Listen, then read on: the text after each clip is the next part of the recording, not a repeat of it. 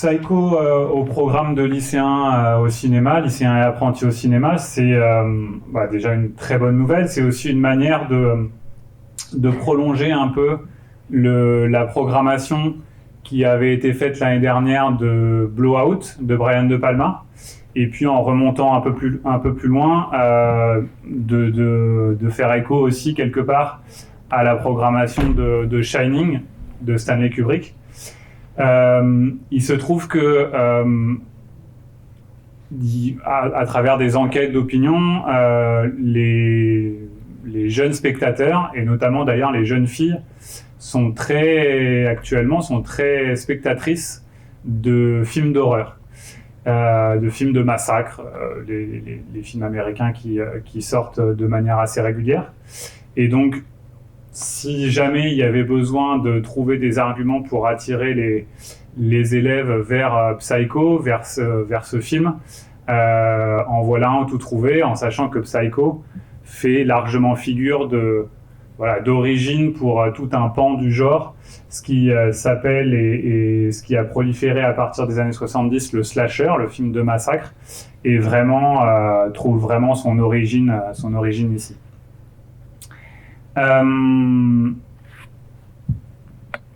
Psycho est aujourd'hui considéré comme un classique.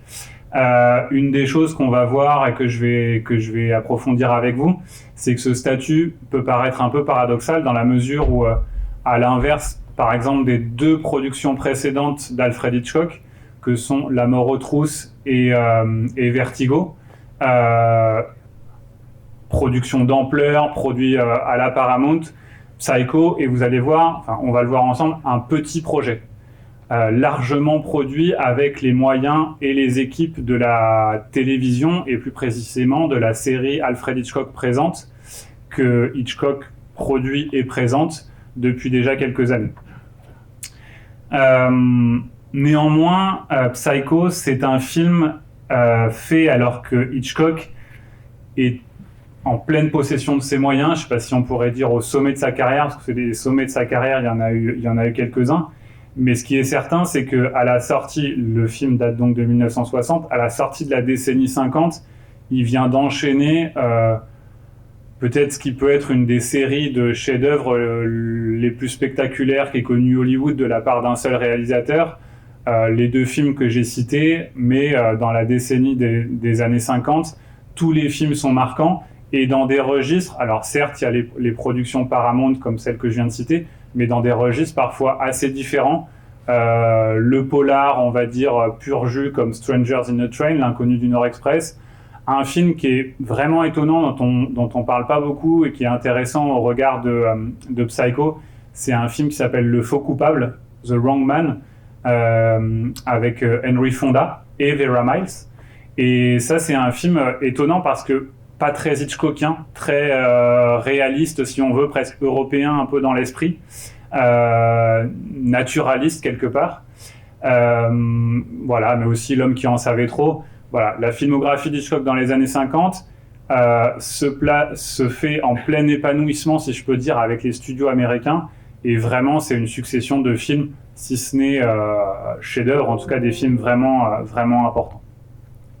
Et donc Psycho vient, si on veut terminer la décennie, mais je vous montrerai pourquoi, dans des conditions de production qui sont quand même radicalement différentes. Il y a un petit basculement entre les films précédents et Psycho. C'est étonnant de voir, on prendra peut-être un moment pour en discuter, et puis surtout n'hésitez pas à m'interrompre ou si vous voulez apporter des précisions, faire des commentaires, mais Psycho garde une modernité, ou en tout cas une force assez étonnante, 60 ans après. Je pense que c'est notamment dû à la radicalité, à des aspects expérimentaux qui sont déjà à l'œuvre dans le film, et qui en fait ont gardé toute leur force, toute leur puissance, qui vieillissent en tout cas très bien. Et vraiment, c'est étonnant de voir que certains aspects du film qu'on, je pense, soupçonnait pas à l'époque, garde une modernité. Je m'amuse un peu je suis sûr que ça existe aux États-Unis, je suis pas allé creuser parce qu'il y a une littérature invraisemblable sur Psychose, Mais je pense que Psychose a forcément dû faire l'objet d'une étude de genre, parce que c'est quand même à la mode depuis maintenant un moment, et notamment aux États-Unis. Il y aurait à questionner la question du genre dans Psycho. Je pense que c'est fertile. C'est une des questions qui est aujourd'hui vivace et qui, sans doute, au moment des années 60, travaillait, mais beaucoup plus de manière sous-jacente avec voilà, les implications psychanalytiques du film. D'où vient Psycho en quelques points pour le situer et puis donner quelques éléments de production avant d'être ce qui est quasiment tout le temps le cas, je crois, à une exception près. Avant d'être un film, Psycho est un roman. En l'occurrence, donc un roman d'un romancier américain qui s'appelle Robert Bloch, un romancier de polar, qui sort très peu de temps avant qui est édité en 1957, et dont Hitchcock achète les droits anonymement pour une bouchée de pain, parce que l'histoire l'intéresse et parce qu'il en a lu une très bonne critique, enfin des papiers élogieux, notamment dans le New York Times. Beaucoup de choses sont déjà là dans le roman. Le personnage de Norman Bates, qui est lui-même inspiré, Robert Bloch s'est inspiré pour écrire ce roman d'un tueur en série qui a défrayé la chronique et qui est devenu très très célèbre aux États-Unis, qui s'appelle Ed Gein. Je ne sais pas comment on prononce, c'est Ed, et son nom, Gein, G-E-I-N. Et ce malheureux Ed Gein était un fermier du Wisconsin qui, dans une relation assez complexe avec sa mère, à la mort de celle-ci, est devenu fou et s'est mis à trucider notamment des jeunes filles, à les manger, à refaire la déco de sa maison avec les os, construire des meubles avec les os, refaire les murs avec la peau. Bref, un poète. Quelque chose en tout cas qui a certainement dû beaucoup plaire à Robert Bloch, mais évidemment aussi certainement beaucoup à Alfred Hitchcock. Il se trouve que ce Ed Gein, il est ce tueur en série, il est aussi à l'origine du tueur Leatherface de Massacre à la tronçonneuse. C'est une des sources aussi de ce personnage.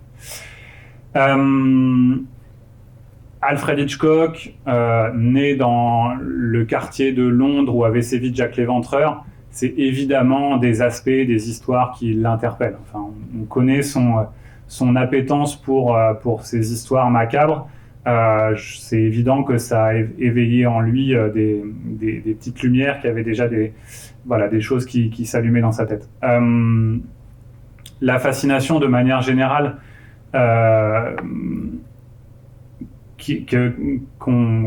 qu'Hitchcock a pour ces histoires comme ça, macabres, transparaissent largement au-delà de Psychose dans toute son œuvre. Il y a une seule exception des crimes dans tous ses films, et tous ces films sont marqués par ce travail, cette espèce de voyage en terre intérieure qui va être l'exploration de la mécanique criminelle.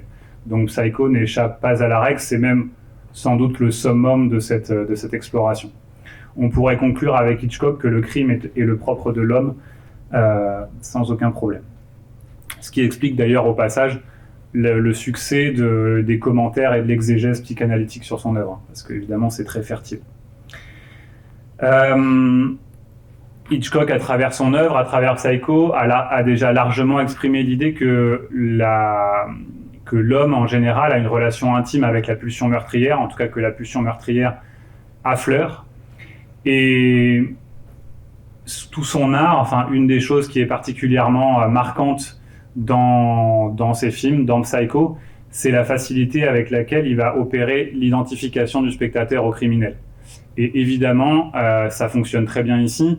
S'il y a toute une première partie du film où on est avec Marion Crane, où l'identification joue avec le personnage féminin, ça bascule, et comment ?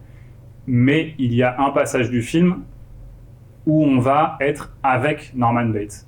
Et ça, c'est une occurrence parmi beaucoup d'autres de la capacité, du talent d'Hitchcock à assimiler le point de vue du personnage criminel au point de vue du spectateur. un des exemples frappants de ça, en tout cas dans Psycho, c'est le moment où, avec Norman, juste après le meurtre de Marion, on assiste à la voiture qui s'enfonce dans le marais. Et le moment de pause dans ce mouvement, avec un système de champ contre champ entre la voiture qui s'enfonce et puis tout d'un coup l'arrêt, puis la reprise du mouvement de la voiture, la satisfaction, je ne sais pas si vous voyez grand-chose là du coup. Si, bon, à peu près, vous devinez. La satisfaction qu'il y a sur le visage de Norman à ce moment-là, c'est aussi, et très paradoxalement, la satisfaction du spectateur. On a été tendu avec lui, mais si elle reste comme ça, qu'est-ce qui va se passer, cette voiture? Elle s'enfonce, ça va mieux.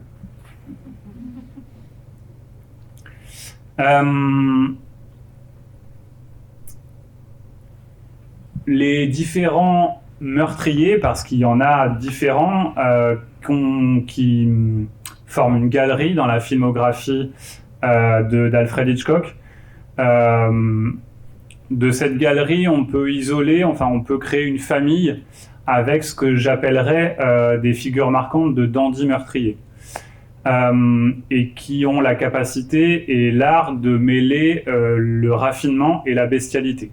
C'est une des choses qui fait que la performance de Anthony Perkins dans Psycho est vraiment remarquable, c'est qu'il va se mettre au diapason de cette subtilité d'interprétation et de cette complexité d'interprétation. Alors j'en cite quelques-uns des dandys meurtriers dans la filmographie d'Hitchcock. Je pense que je ne suis pas exhaustif, mais Bruno, le personnage de Bruno dans Stranger on Train, donc l'inconnu du Nord Express en 1951. Un peu plus tôt, en 1943, le personnage d'Oncle Charlie, joué par Joseph Cotten dans L'ombre d'un doute, Shadow of a Doubt.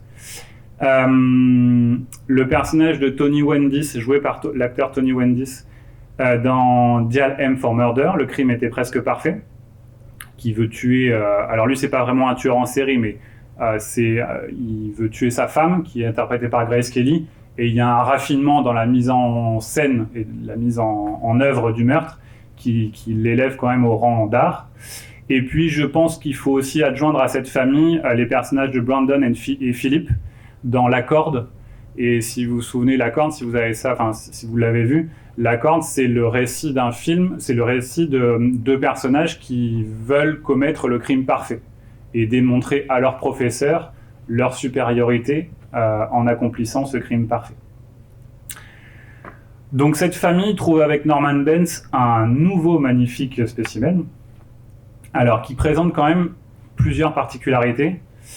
Évidemment, d'abord, le fait que sa schizophrénie, le partage de sa personnalité, l'empêche d'assumer entièrement ce que j'appellerais son art, l'art du crime. Seule la part maternelle assume le crime, et encore, il y a un basculement à la fin là-dessus, c'est pas très clair. Mais alors que tous les personnages que j'ai cités trouvent une supériorité, se considèrent comme des maîtres à travers le meurtre, à la grande satisfaction, évidemment, au grand épanouissement d'Hitchcock, c'est pas forcément toujours le cas de Norman. Enfin, le schéma fonctionne pas aussi bien avec lui.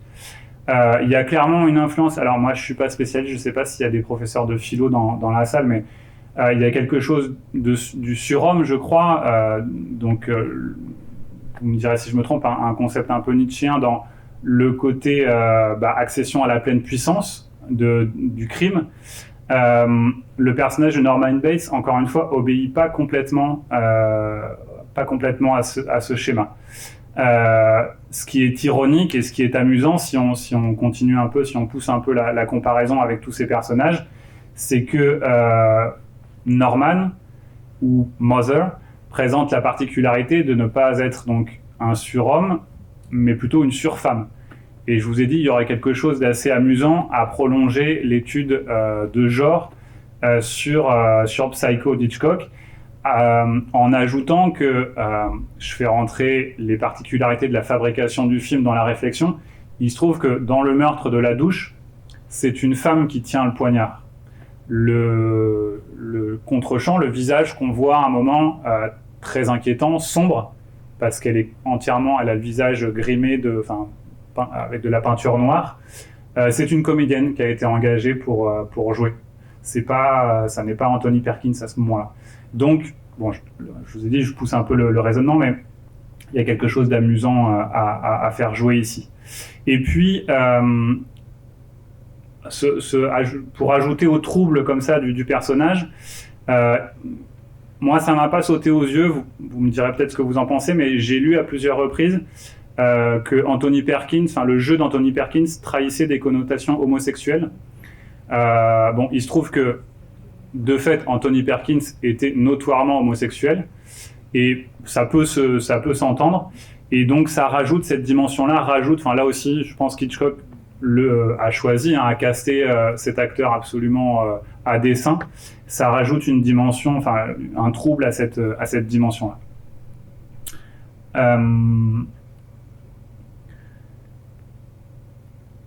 À cette famille des dandys meurtriers, comme je les ai appelés, il faudrait opposer la famille des blondes hitchcockiennes. Alors là, j'ai pas fait d'inventaire parce que ça n'est pas vraiment la peine. Elles sont légion. Mais donc, j'insisterai davantage sur les particularités du personnage de Marion, ce qui peut la distinguer.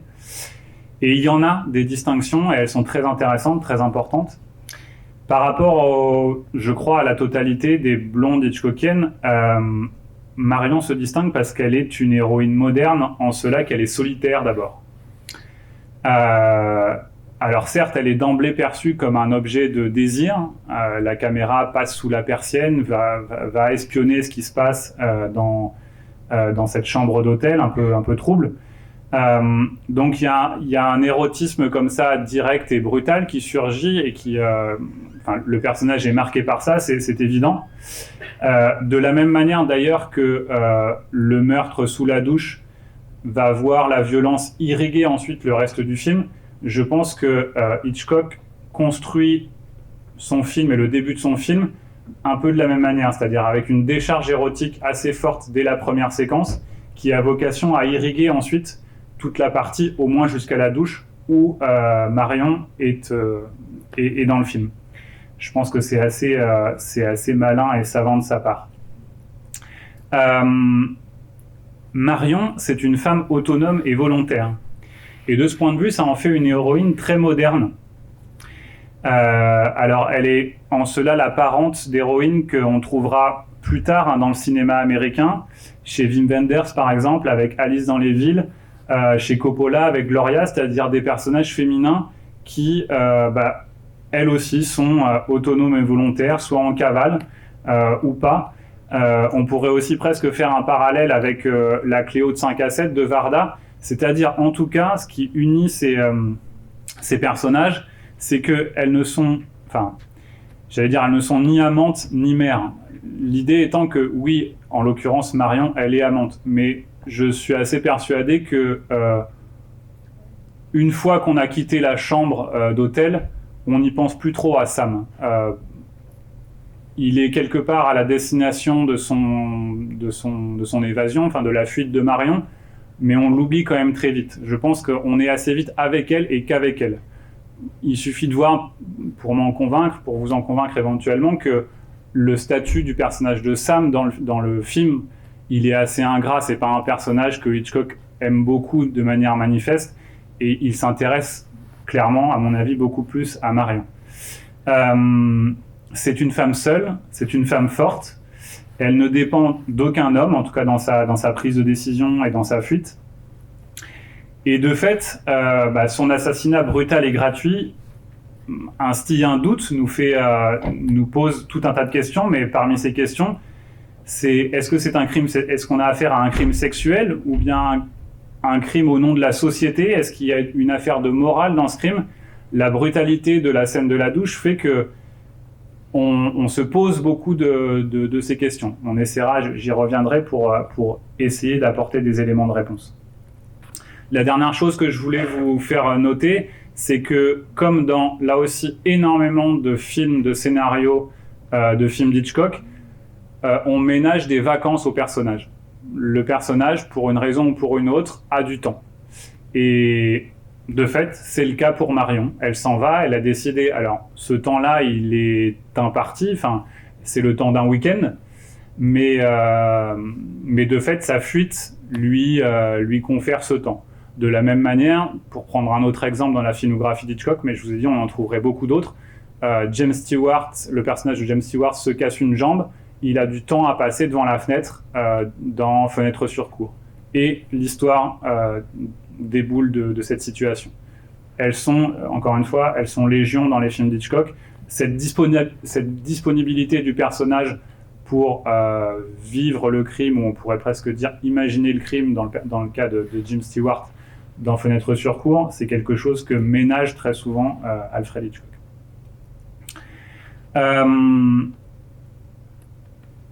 Quelques éléments de contexte pour encore préciser la situation du film et d'Hitchcock en 1960. Psycho, c'est un projet de film qui vient à point pour Hitchcock parce que il vient d'essuyer un revers. Il y en a eu pas mal dans sa carrière. Quand je dis revers, ça concerne des projets qu'il lance, qu'il met en route et qui ne se font pas. En l'occurrence, juste après La mort aux trousses, le projet qui était dans les tuyaux à la Paramount pour Hitchcock, c'est un projet avec Audrey Hepburn qui devait s'intituler No Bail for the Judge, qu'il devait tourner à Londres, une production Paramount dans la lignée donc, des deux précédents films. L'adage « beaux acteurs, beaux paysages » est souvent utilisé pour caractériser ces productions. Et il se trouve que Hitchcock, alors qu'il y avait un roman aussi à l'origine, une histoire plutôt glamour, Hitchcock veut absolument insérer une scène de viol dans cette histoire. Et ça va pas plaire à Audrey Hepburn, pardon. Et puis surtout, le principal, à la rigueur, je pense qu'il aurait pu l'attendre, mais le principal souci, c'est qu'elle est enceinte à ce moment-là et qu'elle a eu des problèmes pour avoir des enfants avant, et donc ça empêche la production à ce moment-là. Mais au-delà de ça, parce que le projet aurait pu être ajourné d'1 ou 2 ans ou 3 ans, ce qui a déjà été le cas pour Hitchcock, il a déjà attendu comme ça des acteurs ou des actrices, mais là en l'occurrence, il y avait une vraie problématique autour de Audrey Hepburn et de ce qu'elle était capable, ou en tout cas ce qu'elle pouvait accepter pour le rôle. Bref, la Paramount arrête les frais du tournage, met un terme à la production, et alors qu'il y a eu des moments comme ça pour Hitchcock plus ou moins difficiles dans sa carrière, il s'en remet assez facilement parce que il est tombé, il a sous le coude le scénario de Psycho. Et c'est un moment, je vous ai dit, un peu charnière dans sa carrière parce que après plusieurs années passées donc, dans l'écurie de la Paramount avec les productions qu'on connaît, avec les moyens mis à sa disposition, il se trouve qu'il va passer sous le pavillon d'Universal. Il passe sous le pavillon d'Universal pour avoir toujours plus de liberté, c'est ce qu'il va rechercher tout au long de sa carrière. Et puis il est en accord avec un personnage qui s'appelle Lew Wasserman, qui est à ce moment-là le directeur de la MCA, un agent d'acteurs très important à Hollywood qui vient de racheter la Universal et qui veut absolument attirer Hitchcock. Voilà. Et donc Hitchcock va venir à la Universal avec Psycho dans la panière, si je peux dire. Avec des conditions qui sont assez inédites pour lui, c'est-à-dire qu'il y a une prise en charge des frais de tournage assez circonscrits. La Paramount, Universal et Hitchcock s'entendent pour avoir un budget assez serré. Et Hitchcock accepte ces conditions parce il a déjà dans l'idée de tourner avec son équipe réduite, l'équipe de sa série télé, et parce qu'il va acquérir aussi, il a un contrat qui lui permet d'acquérir la propriété du film très rapidement. Et ça va lui rapporter énormément d'argent parce que le film va être très très rentable. Et donc, il y a une opération très bénéfique de ce point de vue-là pour Hitchcock. De son équipe Paramount avec lesquels il a fait donc, les grands films précédents et qui étaient devenus des fidèles collaborateurs, il y a seulement 3 collaborateurs qui vont rester parmi les fidèles. Saul Bass, l'auteur du générique et du design graphique du film, qui va être important dans la mise en scène de la douche notamment. Bernard Herrmann à la musique, et quelle importance aura-t-il sur le film. Et George Tommasini au montage, qui lui aussi, on le comprend quand on voit la scène de la douche, aura vraiment une importance capitale dans la fabrication de Psycho.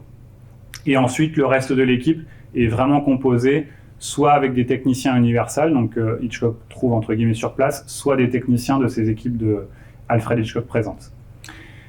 Janet Leigh est engagée par Hitchcock, enfin par son équipe, alors qu'elle sort, elle a déjà vraiment une grande carrière. C'est une actrice très connue, elle a tourné vraiment pour des grands réalisateurs, Anthony Mann, vraiment, c'est déjà une actrice extrêmement connue. Et elle sort d'un film qui l'a fait sortir un peu de son registre, c'est La soif du mal, d'Orson Welles, qu'elle tourne en 1958. Et je reparlerai de La soif du mal parce que je pense et je trouve que Psycho et le film d'Orson Welles entretiennent certains liens assez étroits, et je pense que ça vaut le coup qu'on fasse quelques parallèles et quelques comparaisons entre les deux films. Et puis, pour un petit mot encore sur le casting, Vera Miles, donc, qui joue Layla, la sœur.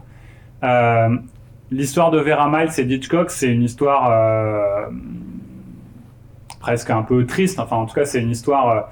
Vera Miles, elle a joué donc, dans le film dont je vous ai parlé tout à l'heure, Le Faux Coupable, avec Henry Fonda. Après ce film-là, c'est elle qui devait incarner la Madeleine de Vertigo. Vera Miles et Hitchcock, ça a été aussi fulgurant que Ingrid Bergman et Hitchcock, que Grace Kelly et Hitchcock. Il y a eu vraiment, il s'est passé quelque chose entre cette actrice et lui. Et alors, je l'exprime avec les mots d'Hitchcock, lui s'est senti trahi parce que justement, au moment de Vertigo, alors qu'il avait tout fait pour elle, elle est tombée enceinte, elle a décliné le rôle. Et ça a été vraiment quelque chose de terrible pour Hitchcock, à tel point que Vertigo est un immense film, une immense réussite, mais le tournage avec Kim Novak s'est très mal passé. Et les critiques, les commentateurs expliquent que c'est largement dû au fait que le souvenir de Vera Miles, qu'il n'avait pas fait le deuil de la collaboration avec Vera Miles. Et c'est assez amusant de voir quel rôle il lui offre ici, parce qu'évidemment, elle a pu dire qu'elle aurait adoré avoir le rôle de Janet Leigh. Il se trouve que le rôle de Layla, c'est vrai, il est largement en demi-teinte par rapport au rôle de sa sœur. Elle est mal attifée, son personnage n'est pas aussi désirable. Enfin bref, c'est un personnage secondaire, un peu plus en retrait. Et voilà, il y a eu quelque chose un peu d'irrésolu dans leur relation, qui en est resté là avec Psycho. Quelques précisions encore. La maison de style gothique, dont on a ensuite beaucoup glosé, est trouvée dans les décors de la Universal. C'était un décor préexistant, mais on y adjoint pour les besoins du film le motel en contrebas. Et puis il y a une grande importance qui est attachée, ça me paraît important, aux décors et aux accessoires avec un haut degré de réalisme qui est souhaité par Hitchcock. C'est-à-dire que la reconstitution de Phoenix au début du film, du trajet sur la route, du moment où elle change de voiture, etc., va vraiment obéir à une logique réaliste de reconstitution de l'Amérique de tous les jours, triviale, banale, quelque chose de familier. L'idée étant de recréer un univers qui soit justement le plus normal ou familier possible. Un élément important dont on ne connaît pas tous les tenants et les aboutissants, mais c'est la bataille avec la censure. Le Code Hays est évidemment encore en vigueur, et comment.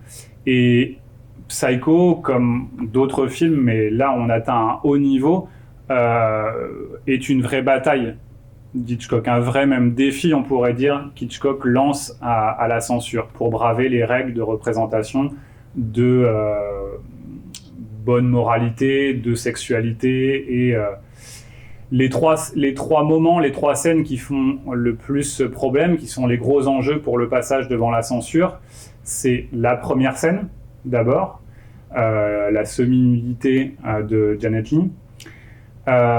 On s'y attend peut-être moins, en tout cas aujourd'hui, mais les toilettes, filmer les toilettes, la chasse d'eau et le bruit de la chasse d'eau C'est quelque chose qui est... voilà, alors, après, Hitchcock justifie, hein, va jouer, va ruser. On retrouve ça finalement dans le film. Mais c'était quelque chose qui était a priori infaisable. Et puis évidemment, la troisième, c'est la scène de la douche et l'enjeu de la nudité. Au-delà même de la violence, il y a cet enjeu-là. C'est difficile de savoir exactement l'art d'Hitchcock que Hitchcock met en œuvre pour passer les fourches codines de la censure, mais globalement, la logique, ce qu'il explique, c'est qu'il en met plus dans son film et dans son scénario pour pouvoir en retirer. Il y avait notamment des plans sous la douche de Janet Leigh qui étaient storyboardés et scénarisés et qu'il a enlevés pour pouvoir en conserver d'autres. Ça a été un peu la logique pour les différents moments qu'il voulait garder, ça lui importait beaucoup. Et puis un tout petit mot, parce que même si c'est en marge du film, ça a quand même son importance, je pense. Je vais vous passer un petit bout de la bande-annonce du film. Je ne sais pas si vous avez jeté un coup d'œil déjà à ça. Elle est facilement trouvable. Je vous en passe un petit bout. Elle n'est pas d'une qualité phénoménale, mais on se rend compte un peu de ce que Hitchcock peut orchestrer comme promotion. Et je vous ai dit, c'est un peu extérieur au film, mais vous allez vous rendre compte que ça a un vrai intérêt et que c'est peut-être tout simplement une des meilleures bandes-annonces qui a jamais été faite pour un film. Ça dure 6 minutes, c'est assez long, je vous en montre qu'une partie, que la fin.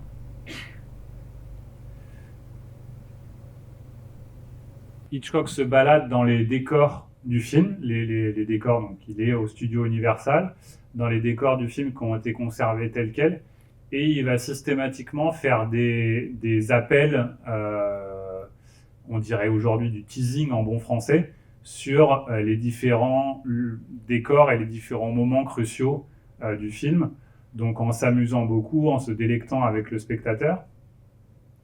Il va en faire beaucoup, je m'arrêterai là après parce que je vous dis ça perd un peu son sens sans le son, mais sur les toilettes de la chambre 1. Et ce qui est assez étonnant, c'est que il y a eu une grande campagne de publicité pour faire en sorte que les spectateurs ne puissent pas rentrer après le début du film. L'idée étant que on ne puisse pas se demander, enfin c'est Hitchcock qui le formule comme ça, se demander ce qui est passé de Janet Leigh si les spectateurs arrivent après la 40e minute où elle disparaît. C'est un argument purement marketing. L'idée étant que, en tant que maître du suspense, Hitchcock organise et orchestre la venue du spectateur vers ses propres films. C'est moins anecdotique que ça en a l'air, c'est-à-dire que Hitchcock se met de plus en plus en scène. Vous savez, c'est lui qui présente les Alfred Hitchcock présente.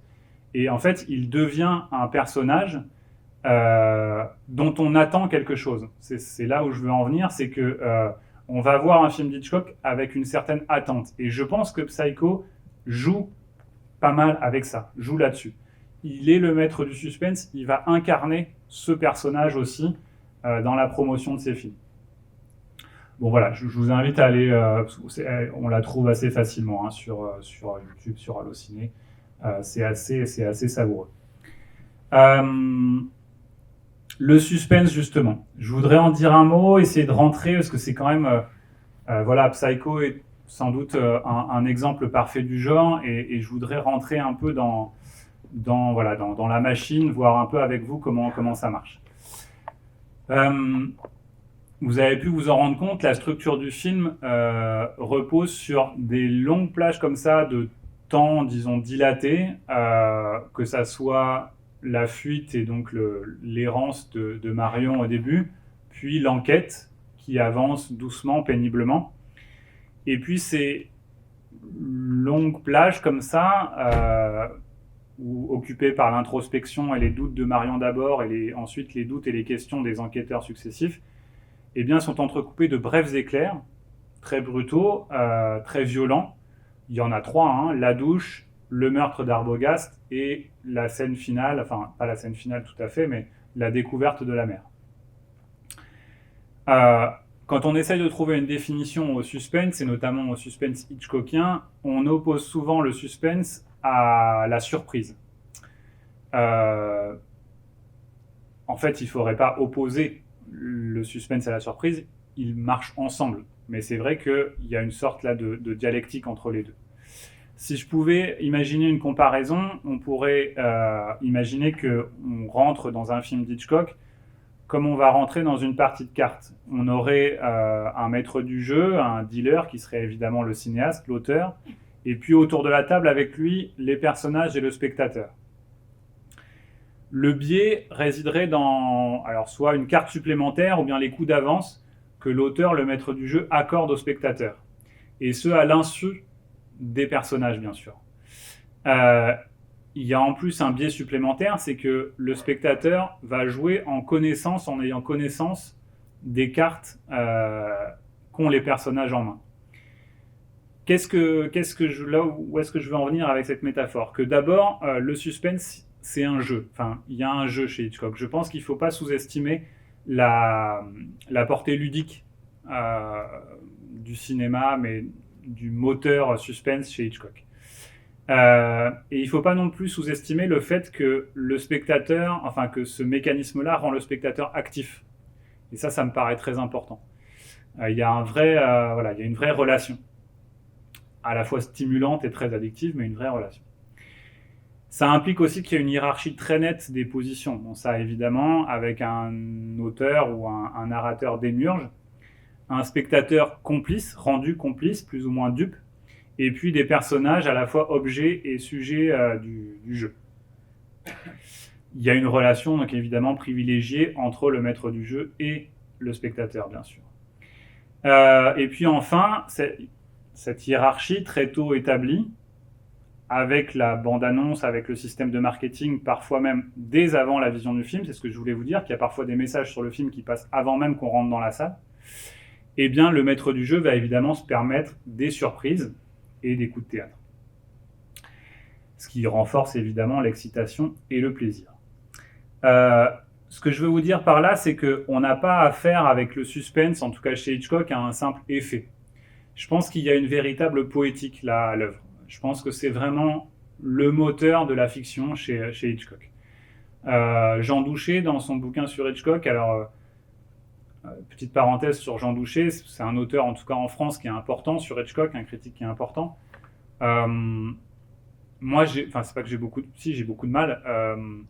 Je trouve que c'est d'abord une écriture, une littérature sur le cinéma, et là sur Hitchcock en particulier, assez... j'ai beaucoup de mal, assez dense, trop dense pour moi, qui parle pas de cinéma en plus, qui me gêne, très psychanalytique. J'y ferai référence à certains moments parce qu'il y a quand même des choses évidemment intéressantes, et puis c'est des choses qui font un peu date dans la critique.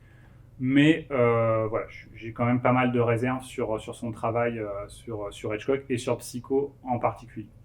Fin de la parenthèse. Le suspense, dont moi je dis qu'il est chez Hitchcock une poétique, Jean Douché l'appelle un ferment. Si je devais donner une définition, je dirais que c'est une construction mentale et émotionnelle complexe qui sous-tend le récit et définit la nature du lien qui va se tisser et se jouer entre l'auteur et le spectateur. Il y a un jeu comme ça de répulsion-séduction très forte qui se crée dans ce jeu-là. Là aussi, je prolonge ce que dit Jean Douché là-dessus.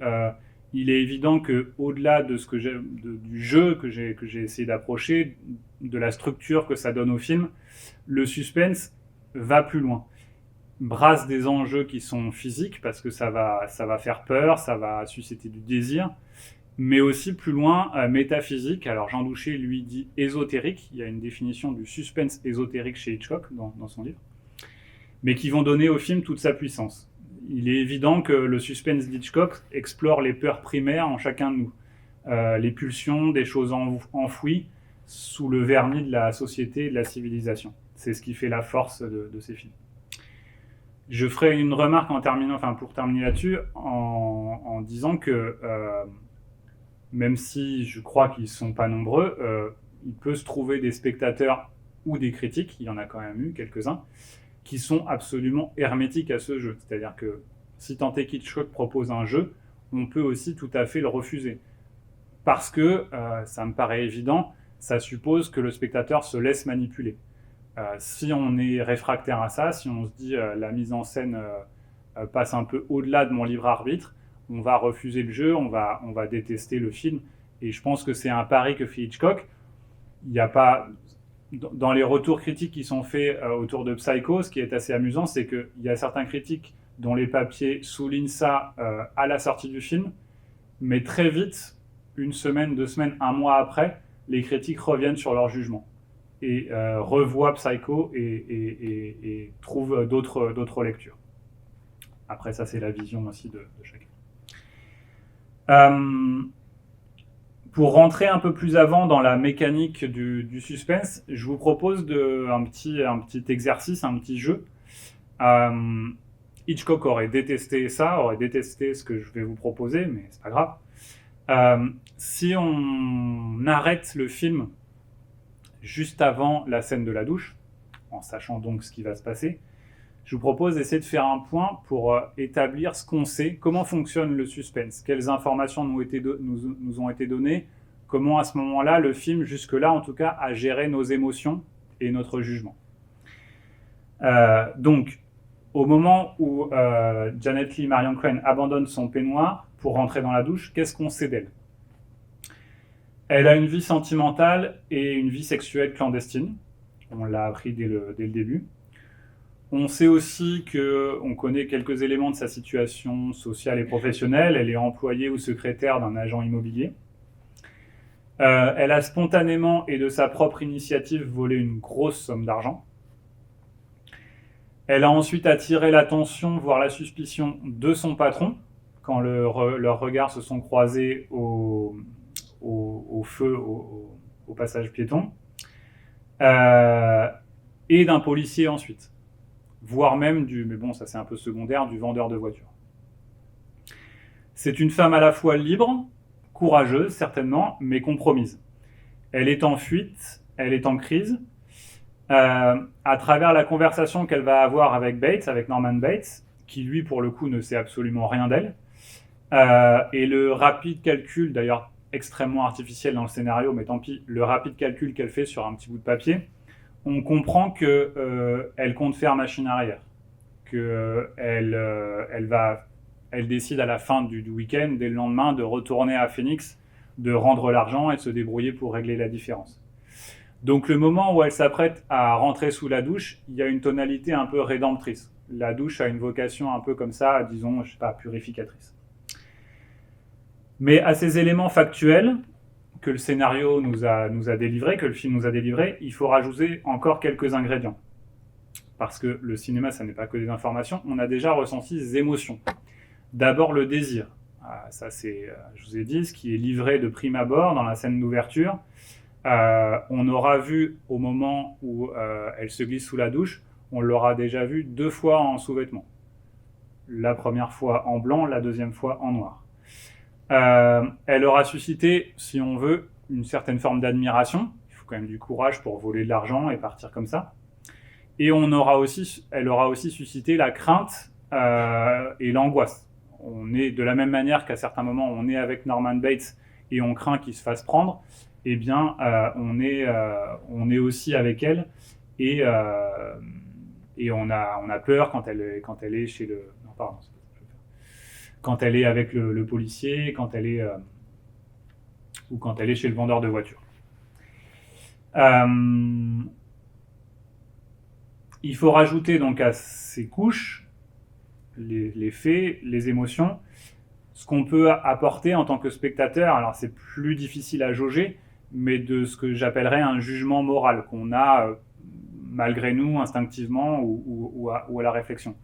Alors là, ça va dépendre un peu de la perception de chacun, c'est difficile à déterminer, mais ça peut être tantôt réprobateur si on trouve que c'est vraiment pas bien de voler 40 000 $, enfin qu'elle exagère, que c'est pas une bonne décision, ou alors galvanisant parce que si, c'est bien et que voilà, son patron n'a pas l'air super sympa, elle n'a pas l'air super épanouie, donc il y a quelque chose comme ça d'enthousiasmant. Donc ça va se jouer comme ça entre ces deux tendances, disons, et puis évidemment, ce jugement, il est soumis aussi à son propre jugement, mais à la société dans laquelle on vit. On imagine que le film, le point de vue, disons, moral qu'on peut avoir sur le film et sur le personnage, il n'est pas le même en 1960 aujourd'hui, je sais pas, au Texas, à Phoenix, Texas, ou à Bègle, Gironde. Voilà, il y a toutes ces données qui peuvent rentrer en compte, mais toujours est-il que on a émis, encore une fois, malgré nous, consciemment ou inconsciemment, un jugement moral sur ses agissements. Et donc, si on sait tout ça d'elle, si on a vécu tout ça avec elle, qu'est-ce qu'on sait et où on en est de Bates ? Eh bien, on ne sait pas grand-chose. On sait qu'il est jeune, beau et sympathique, ce qui est assez étonnant pour le gérant d'un motel comme ça, complètement désert et du coup délaissé parce que c'est plus la route principale. Au passage, parenthèse, il est beau, il est sympathique, c'est absolument pas le personnage qui était dans le roman originel, qui était un affreux petit bonhomme, voilà, pas du tout séduisant. Donc là, il y a eu une grande... le scénario a changé beaucoup de choses. On sent quand même que son charme a quelque chose d'inquiétant, de ténébreux. On sait qu'il s'occupe de sa mère sénile, que dans un dialogue qu'on entend, elle lui prête des allusions sexuelles immédiates, qu'il est solitaire, lui aussi. Il prononce quand même la phrase « A boy's best friend is his mother ». Le meilleur ami d'un homme, c'est sa mère. Et puis, ce qui renforce quand même son côté un peu sombre, qu'il est taxidermiste. On a connu des hobbies plus... Bon, pourquoi pas. Et puis, son motel est complètement vide et isolé. Et puis, il y a quand même quelque chose aussi qu'on peut observer en tant que spectateur, avec les oiseaux, c'est qu'il picore comme un oiseau, et puis il se déplace des fois comme un oiseau. Je dirais, pour résumer, qu'il y a quelque chose d'un peu animal quand même chez lui. Il laisse transparaître un petit peu ça. Alors, il devine, et puis on le comprend, nous, spectateurs, que Marion est en fuite, parce qu'il voit que, à son comportement, il le devine tout de suite, qu'elle s'identifie sous une fausse identité, elle se trahit même, puisque elle écrit un nom, et puis elle en prononce un dans la scène suivante, un autre. Mais à part ça, il ne sait absolument rien d'elle. Ni de l'argent qu'elle transporte, qui est donc une fausse piste absolue, très, très, très soigneusement distillée. La dernière chose quand même qu'on apprend, juste avant la douche, c'est qu'il a une sacrée tendance au voyeurisme. Donc il écarte le tableau pour mieux regarder Marion Crane se déshabiller. Petite parenthèse sur ce tableau, j'ai pas regardé, j'étais pas dans la salle au moment, je sais pas si on voit ce que c'est, vous avez vu là, parce que quand on le voit sur un écran, on voit, sur un ordi. Alors il y a une femme nue, voilà, une femme nue avec d'autres personnages. Ouais, voilà, c'est une représentation donc d'un thème pictural très répandu, Suzanne et les vieillards, un thème biblique, qui colle bien, là on sent aussi que Hitchcock s'amuse beaucoup, où ce sont de vieux monsieur, en général deux, qui regardent Suzanne, une femme, se baigner, et il va y avoir, donc dans l'épisode biblique, des propositions indécentes qui lui sont faites à cette femme. Elle refuse, et les deux hommes vont l'accuser d'indécence, etc. Et dans l'épisode biblique, elle finit, un prophète passe par là, démontre son innocence, et les vieillards sont condamnés. Bref, peu importe. Ce qui est amusant, mais c'est, je crois, purement anecdotique, c'est que la version de ce tableau, il y en a d'innombrables. Une des plus célèbres, c'est le Tintoret, mais là, en l'occurrence, c'est un flamand, Willem de Meiris, un tableau peint en 1731. Ce tableau, il appartenait à un musée de Perpignan, le musée Hyacinthe Rigaud, et que depuis 1972, il est volé. Et donc, il a disparu, le vrai. Mais je vous dis, je pense que c'est purement anecdotique. Voilà sur Norman Bates. Donc, au moment où la douche commence à couler, on ne sait rien d'autre de lui. En revanche, nous, spectateurs, on sait tout.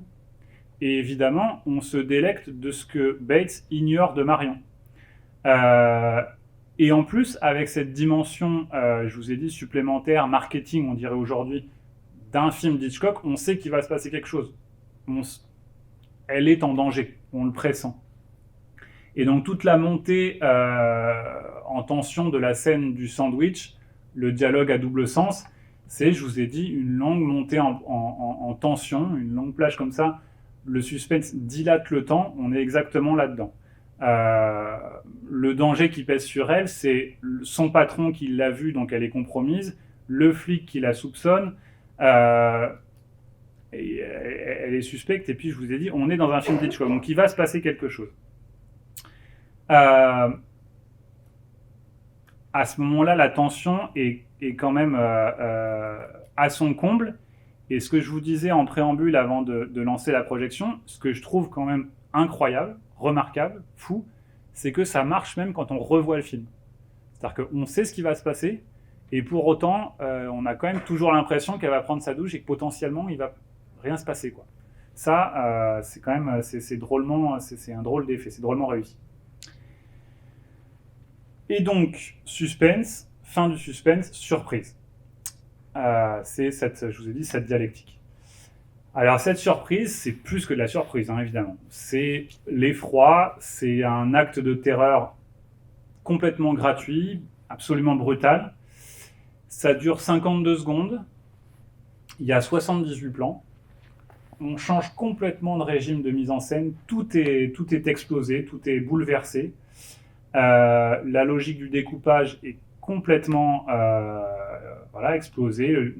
On est dans un montage, le découpage se fait haché, géométrique. Il y aurait une analogie, moi ça m'a fait penser, enfin en y repensant après, à ce que Picasso a mis sur sa toile pour Guernica. Comme ça, pas comparable, mais un acte comme ça où il veut exprimer la violence gratuite d'un acte de guerre, un bombardement complètement comme ça injuste.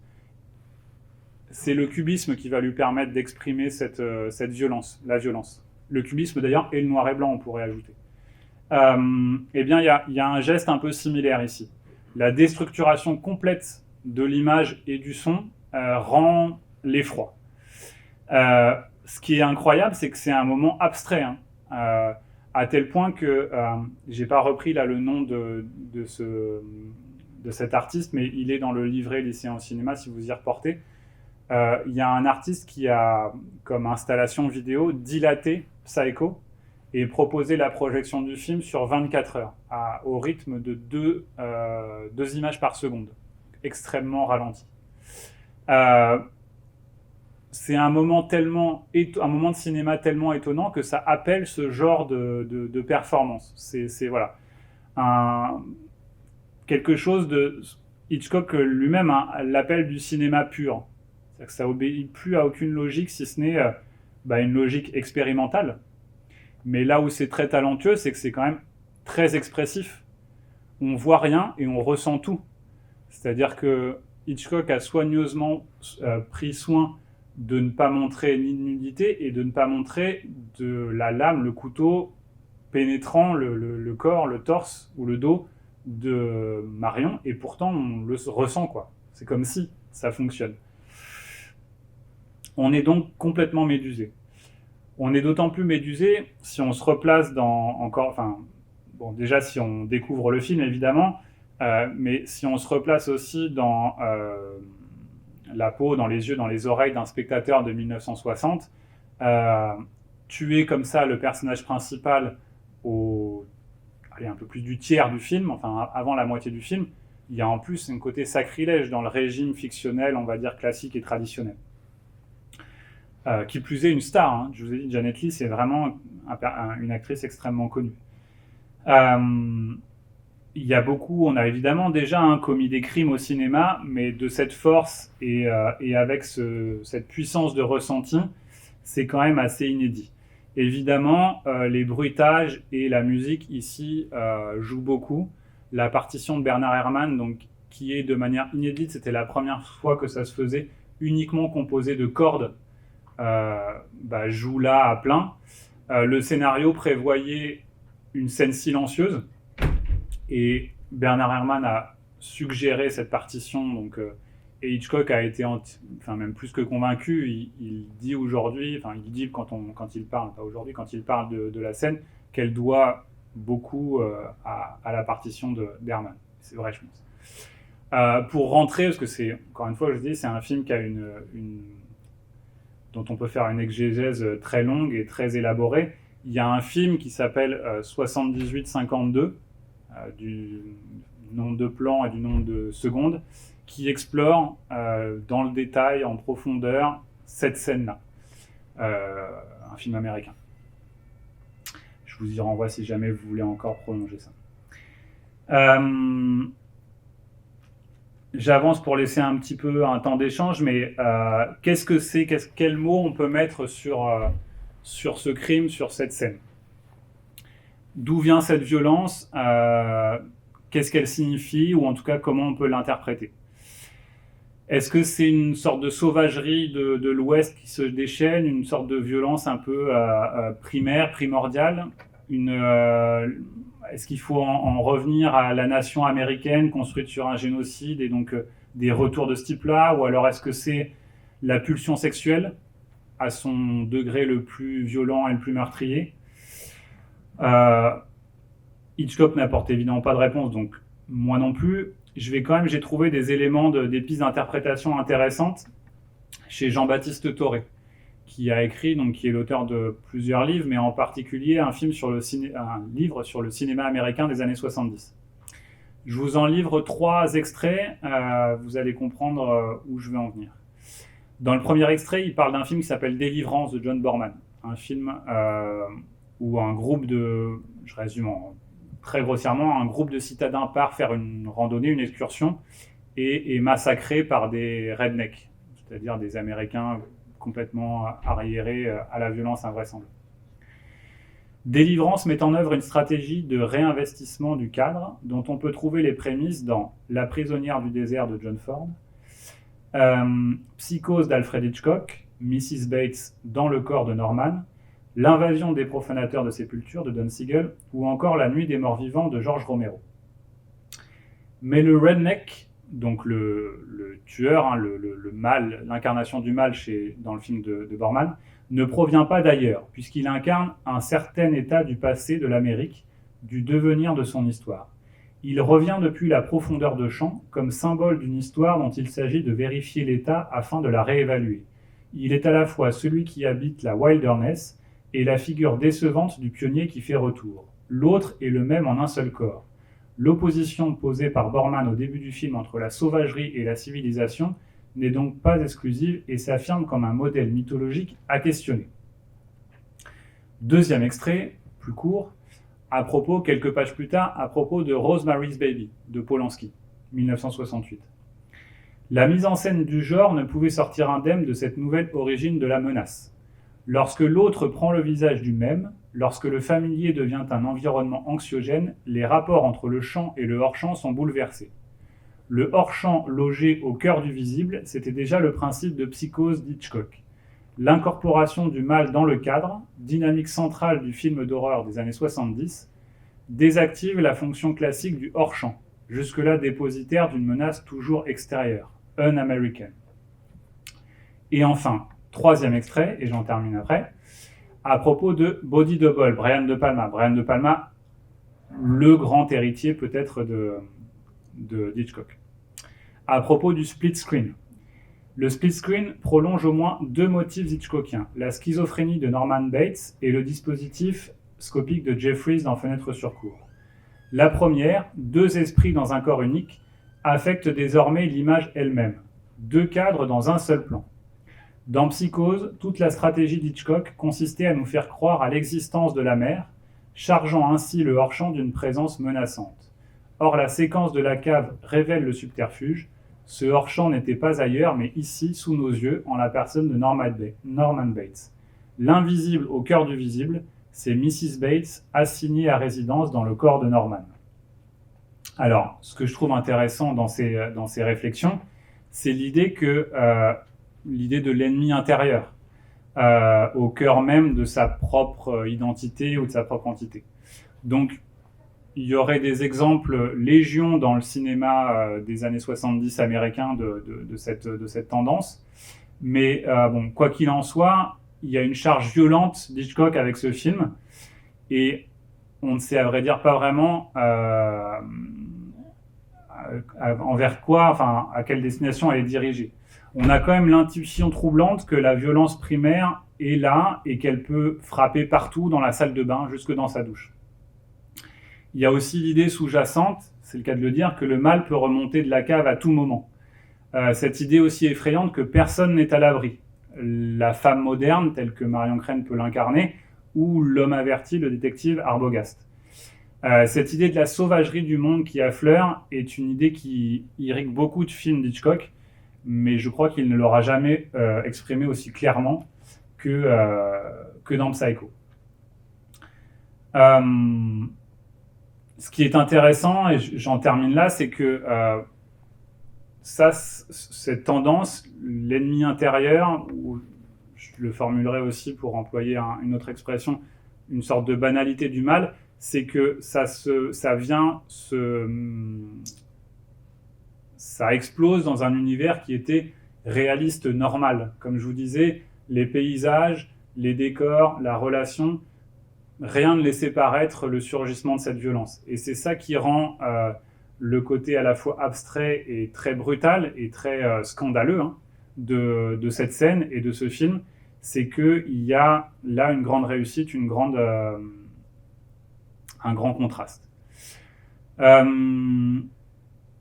Voilà, je voulais mettre en perspective aussi un peu avec, je vous ai dit la soif du mal, mais je vous y renvoie. Si vous avez le temps de vous replonger dans ce film, vous verrez qu'il y a vraiment des ponts à faire entre les deux. Je cite quand même le nom parce que j'ai pas eu le temps d'y revenir, mais il y a quelque chose à voir dans Hitchcock, dans ce côté, cette dualité entre le réalisme et une certaine violence sous-jacente avec Hopper, Edward Hopper. On fait souvent la comparaison, donc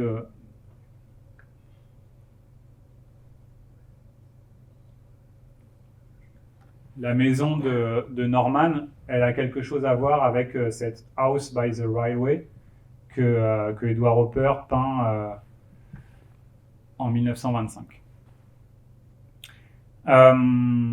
Voilà, est-ce que je ne sais pas si vous avez des remarques, des questions? Oui. Énormément. Énormément. La sortie est orchestrée en 2 temps. Le Hitchcock et la Universal sortent le film dans 2 salles new-yorkaises et une salle à Los Angeles qui sont un peu des salles pilotes, disons, enfin très en vue. Ça marche du feu de Dieu. Et le film sort ensuite très massivement et ça va être un grand succès populaire. Hitchcock va gagner énormément d'argent avec ce film. Énormément. C'est le film de loin le plus rentable de cette année, de ce moment-là.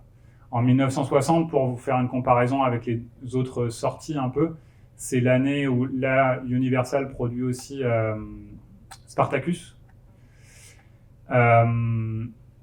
Et je suis en train d'essayer de me souvenir, oui c'est ça, le film qui, alors bon, ça c'est pas très révélateur, mais le film qui remporte beaucoup d'Oscars cette année-là, je crois que c'est seulement Janet Leigh qui remporte un Oscar pour Psychose. L'autre, c'est Billy Wilder avec La Garçonnière qui va remporter tous les suffrages. Mais le film est un grand succès, oui. Ouais.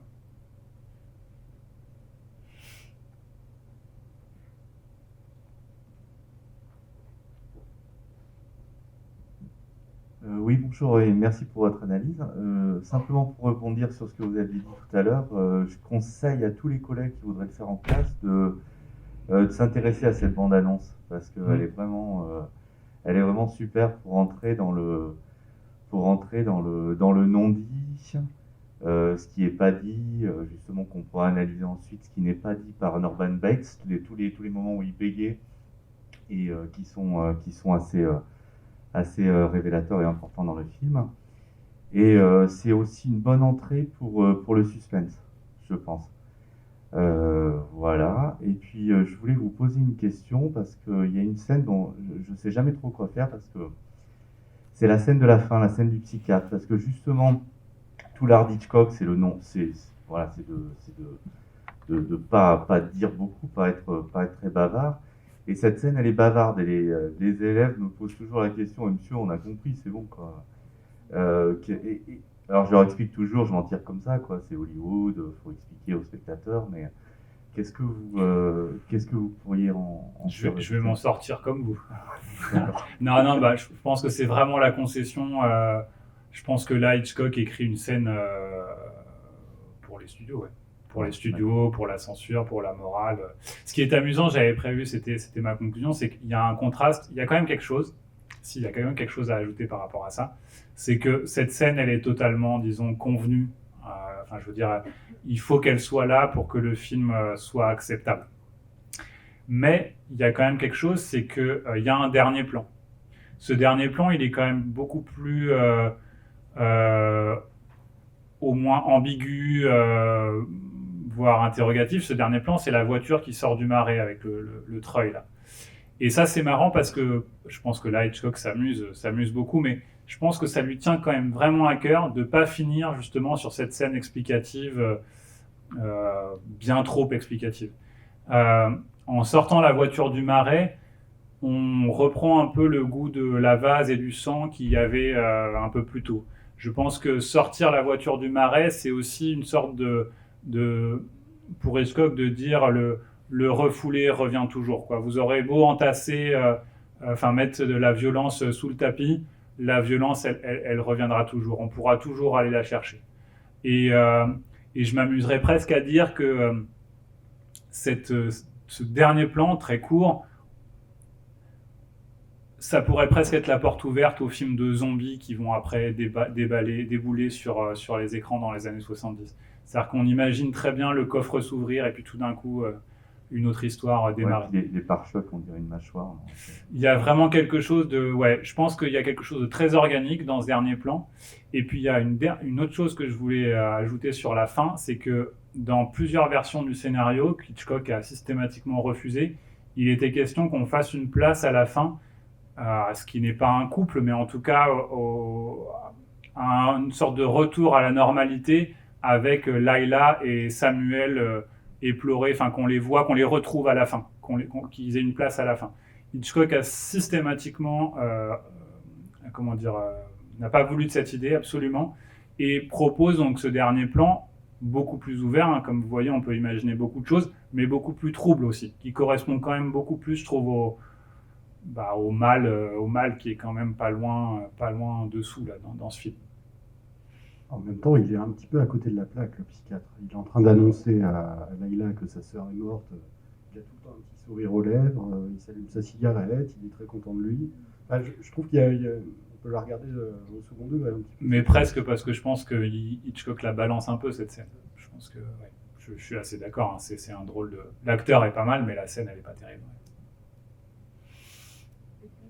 C'est peut-être un écho au discours de fin du détective dans les... Et c'est peut-être un écho ironique aussi au discours de fin obligé des détectives quand Hercule Poirot explique comment il a résolu le crime. Donc on a toujours droit à quelques pages assez pesantes, mais indispensables pour être sûr que tout le monde a bien compris. Et absolument, et pour rajouter, pour aller dans votre sens, c'est aussi exactement comme ça que se terminent les épisodes d'Alfred Hitchcock Présente. C'est-à-dire on retrouve cette forme-là, la clôture, les clous, quoi. On est dans les clous. Il y a une dernière question. Oui.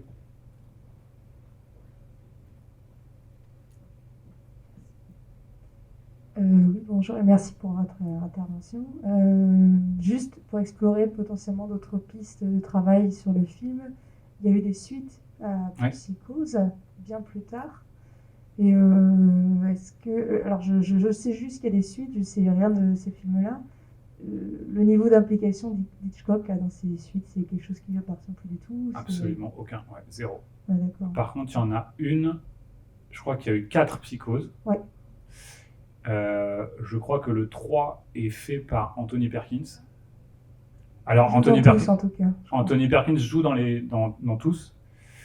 Mais d'ailleurs, le 4 doit être assez récent, des années 80, je crois. Hein. C'est quand même bien longtemps après. Du propre aveu même de ce que j'ai pu lire d'Anthony Perkins, c'est nul. Il dit lui-même qu'il n'était pas réalisateur, qu'il l'a fait, mais je pense que vraiment, moi, je vous en dis ça, je les ai pas vus et donc je vais m'arrêter très vite d'en parler, mais je pense que c'est vraiment comme les Américains font parce que le film a du succès et que ça. Je suis pas absolument.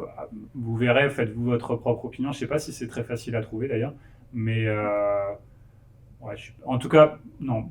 Je m'arrête là parce que je sais pas, je sais rien de ces films, mais ce qui est sûr, c'est qu'Hitchcock n'a absolument rien à voir avec ça. Pour ajouter dans les prolongements du film et la fascination qu'il peut exercer sur les créateurs contemporains, il y a eu le remake de Gus Van Sant. Tout à fait. C'est quand même quelque chose d'assez extraordinaire au cinéma. C'est vrai, ça c'est une occurrence, c'est vrai que ça arrive pas souvent, donc j'en parle pas parce que je trouve que le film est vraiment pas très intéressant. Le livret sur le film là en fait aussi un sort à peu près comparable. Bah c'est pas une grande réussite, c'est en couleur, ça reprend presque le découpage d'Hitchcock, mais bah c'est moins bien quoi. Donc effectivement, c'est notable parce qu'il n'y a pas beaucoup de films qui ont été refaits à l'identique. Je ne sais même pas si on pourrait trouver d'autres exemples, peut-être. Mais ça a pas, d'après moi, ça n'a pas un grand intérêt. Juste un détail, pour Anthony Perkins, on a l'impression que ce film l'a hanté. Voilà. Et pour dire que Psychose a une résonance contemporaine, parce qu'en fait, il y a aussi une série, Norman Bates, Hotel, enfin... Ok. Voilà. Ça retrouve, enfin voilà, c'est toujours, ça revient. Qui est faite là récemment. Oui. Ça va être... Ok. De 3 ans, voilà. 3 ans. Okay. Après, j'ai pas regardé, mais c'est vrai que ça reprenait. Ah ouais, donc il y a une vraie actualité. Voilà. C'est ça. Et c'est vrai que Anthony Perkins, bah, c'est le rôle de sa carrière, peut-être avec le procès d'Orson Welles. Il y aurait vraiment, sans doute ça a dû être fait, les Américains ont dû faire ça, mais il y aurait des choses à faire entre Welles et faire jouer les comparaisons, les relations, les ponts entre les carrières de Welles, les films de Welles et les films de Hitchcock. Mais ouais, c'est un acteur... c'est étonnant parce que Hitchcock le sort un peu de nulle part pour Psychose, et il est quand même incroyable, quoi. Je trouve qu'il est vraiment bluffant. Ce qu'il arrive à faire dans les scènes de dialogue, à passer d'une émotion à une autre, d'un registre à un autre, super sympa, et dans la seconde d'après, super flippant, inquiétant. Ouais, très... je sais plus où est-ce que j'ai lu ça, mais c'est un des grands oublis pas de l'histoire du cinéma, parce qu'il est connu, mais des Oscars, enfin des récompenses après, même de la critique et tout ça. Ouais. Merci beaucoup Simon, on va s'arrêter là. Merci à vous.